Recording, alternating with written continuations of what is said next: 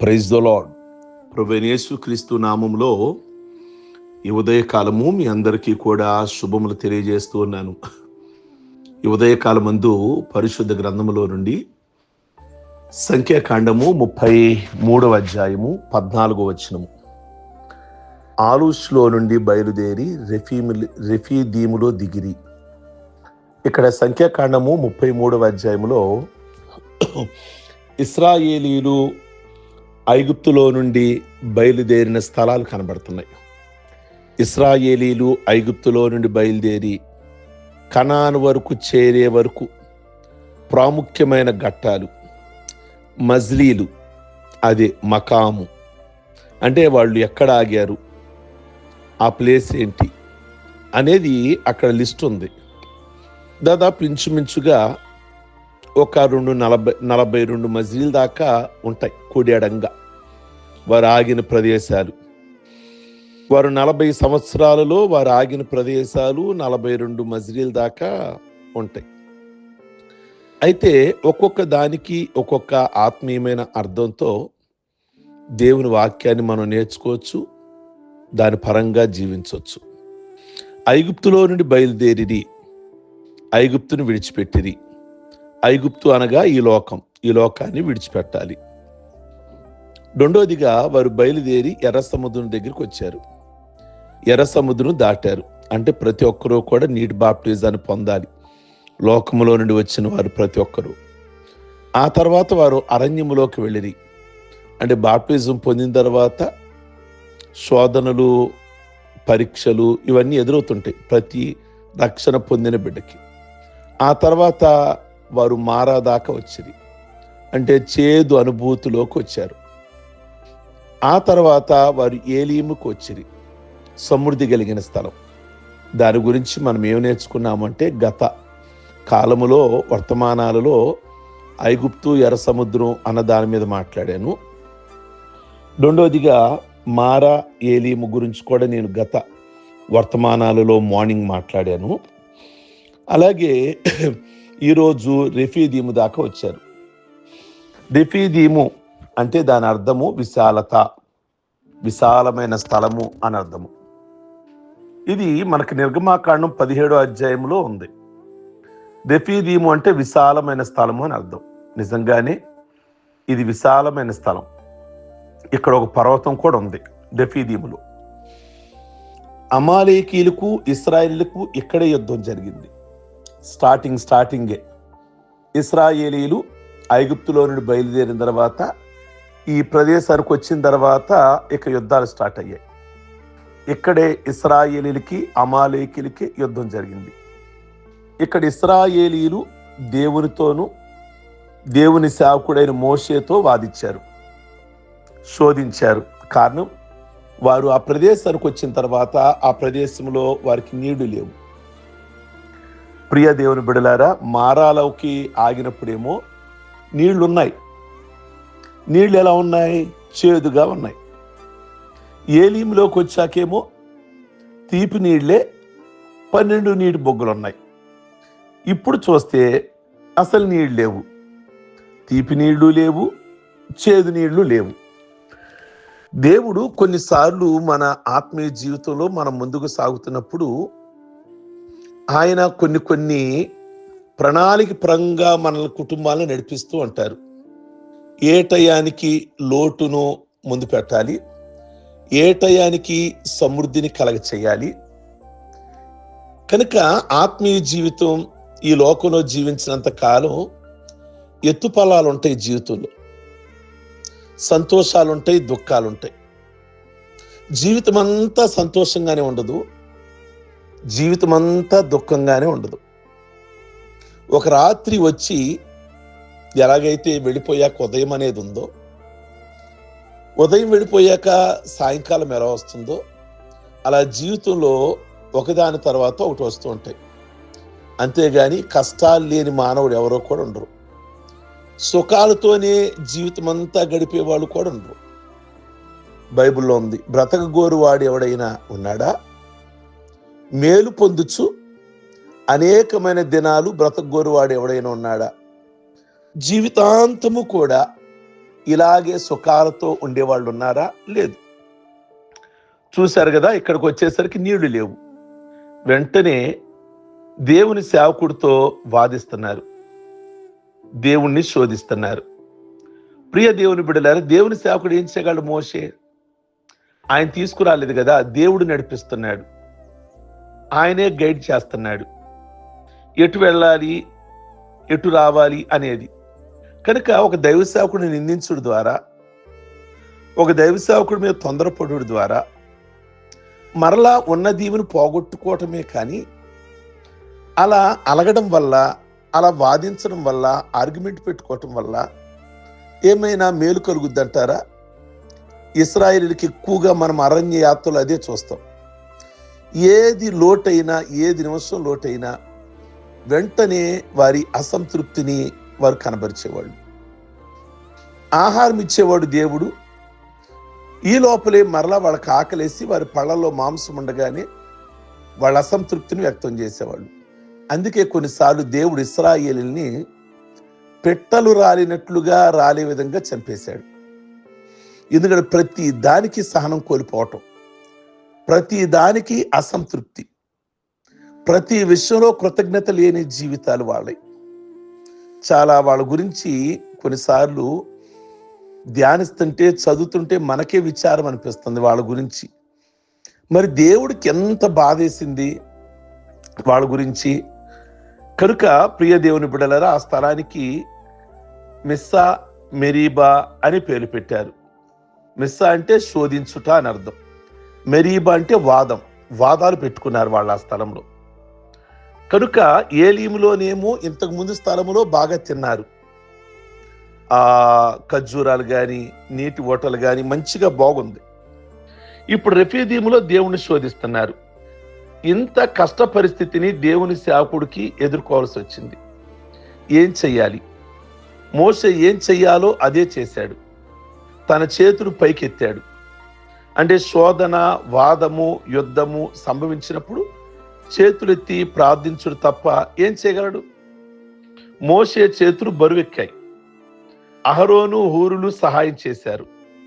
ఇశ్రాయేలీలు అవిధేయత చూపినందుకు ప్రియ దేవుని బిడలారా, ప్రార్థన ఈ రోజున నిజంగా వాళ్ళు చేసిన ప్రార్థనకు పరిష్కారం లభించింది. మోషే ప్రార్థన చేశాడు. ఏంటి ప్రభువా ఈ విషయంలో? మోషేని ఎవరు ఏది మాట్లాడినా పన్నెత్తి మాట్లాడేవాడు కాదు.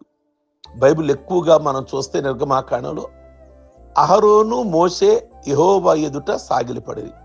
ఎవరు అపార్థం చేసుకున్నా, ఎవరు వీళ్ళని అనరాని మాటలు మాట్లాడినా, ఎన్ని మాట్లాడినా కానీ మోషే యెహోవా ఎదుట సాగిలపడను. నువ్వే చూడు నాయన, వాళ్ళ విషయంలో నువ్వే జోక్యం చేసుకో, నువ్వే మాట్లాడు.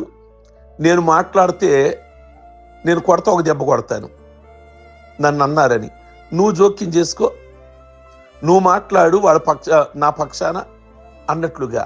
కనుక రెఫీదీములో ఇశ్రాయేలీల బుద్ధి బయటపడింది. ఒక్కొక్క స్థలములో వీళ్ళ గురించి మనం చదువుతున్నప్పుడు ఇవన్నీ మనకు దృష్టాంతాలుగా పెట్టారు. చక్కగా తెలుసుకొని మనము కాని మార్గాలలో నడవక, కాని మాటలు మాట్లాడక, ఆత్మీయ జీవితంలో మిక్కిలి భయంగా ఈ రోజున రెఫీదీములోకి వచ్చారు. అక్కడ మోషే ప్రార్థన చేస్తాడు. దేవుడు అమాలేకీయుల మీద అక్కడ మోషేకి విజయం ఇచ్చాడు, గొప్ప విడుదలిచ్చాడు, గొప్ప ఆశీర్వాదాన్ని ఇచ్చాడు. కనుక ఈరోజు ఏదైనా నీ కుటుంబంలో లోటు కలిగింది, సంఘంలో లోటు కలిగింది, దేవునికి చెప్పండి, దేవుని సన్నిధిలో ప్రార్థించండి, ఆయన పరిష్కారం చేస్తాడు. అనవసరంగా మీ సేవకుడిని, ప్రియ దేవుని బిడలారా, అనరాని మాటలు మాట్లాడి కనుక తీర్పుకి మిమ్మల్ని మీరు అప్పగించుకోమాకండి. కనుక మోషే యెహోవా ఎదుట ప్రార్థన చేయగా దేవుడు మోషే ప్రార్థన విన్నారు, దేవుడు కార్యం చేశారు. కనుక రెఫీదీములో మనం నేర్చుకోవాల్సింది ఏంటంటే, వాదాలు పెట్టుకోమాకండి, ఆర్గ్యుమెంట్లు పెట్టుకోమాకండి, సహనాన్ని కోల్పోమాకండి, ప్రతి దానికి కూడా చికాకుగా ఉండమాకండి.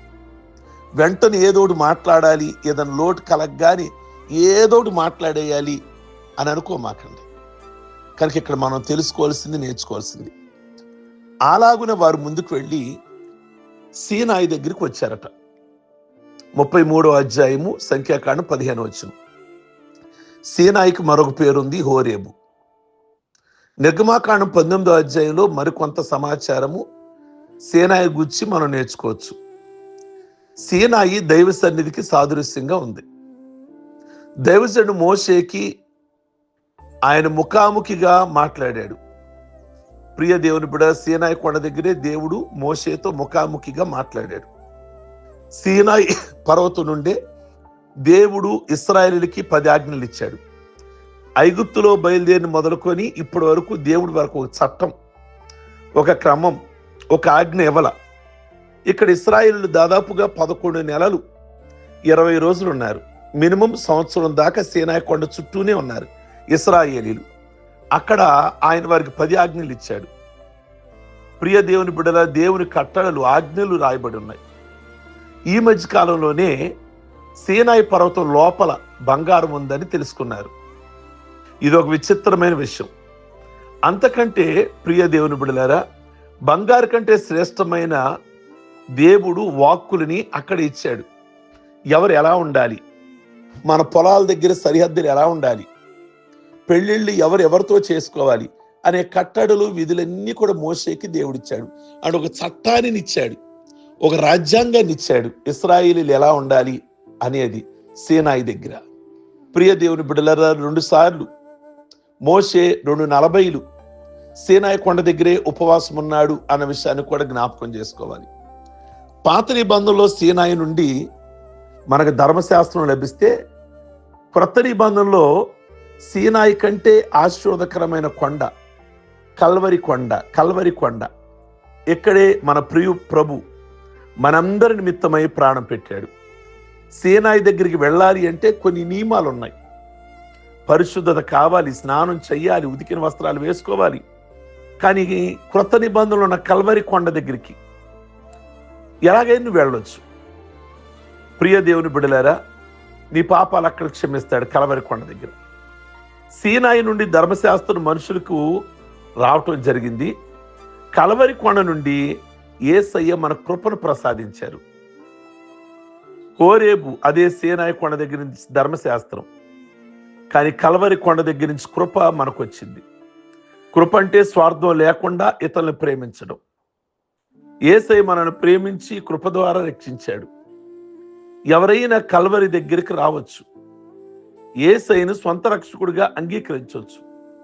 ప్రియ దేవుని బిడ్డలారా, సీనాయి కొండ ఆజ్ఞలు, చట్టాలు, రూల్స్, మరణము తెలియజేస్తే, అంతకంటే గొప్ప కొండ కల్వరి కొండ.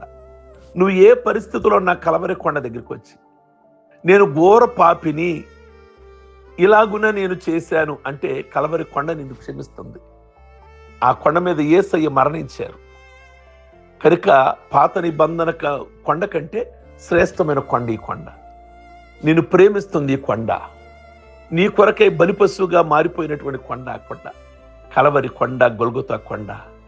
ప్రియ దేవుని బిడ్డలారా, ఈ కొండ అనుభవంలోనికి ప్రతి ఒక్కరూ రావాలి. మీ పాపాలన్నీ క్షమించబడాలి. ప్రభు కొరకై మీరు జీవించాలి. ప్రభు మీ కొరకై ఆయన సమస్తమును కూడా ఆయన అప్పగించుకున్నాడు.